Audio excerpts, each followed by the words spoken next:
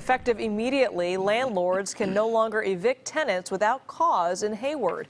KPIX 5 Susie Steimle is live in Hayward with details on an emergency vote. Susie?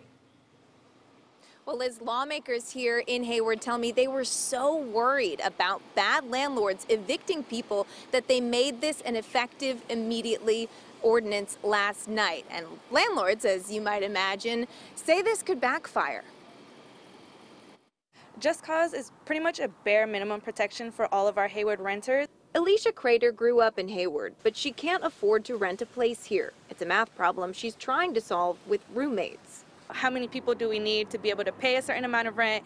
We definitely know we can't live in Hayward. She's a tenants' rights activist with Centro Legal de la Raza. Last night, City Council came down on the side of tenants, passing an emergency ordinance stating tenants can no longer be evicted without just cause.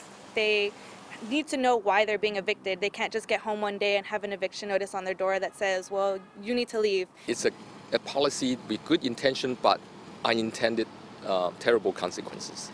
Sam Ma is an East Bay landlord who has had to evict 2 tenants in the past, one for not paying rent, the other for vandalism. He says those evictions took 4 and 6 months and cost him tens of thousands of dollars. Even without just cause, right now it's very, very hard to remove any bad tenant. He says just cause will make things worse for tenants as landlords worry about the risk of renting. So we're going to double, triple check the credit history. We're going to check the criminal history, the past eviction record, and that is going to hurt some tenants. Do you buy that argument that there's small landlords who are unfairly treated when this passes? No. City Council member Aisha Wahab championed this ordinance. The emergency ordinance was to enact it today and not allow any time for some of these bad acting landlords to retaliate against a tenant.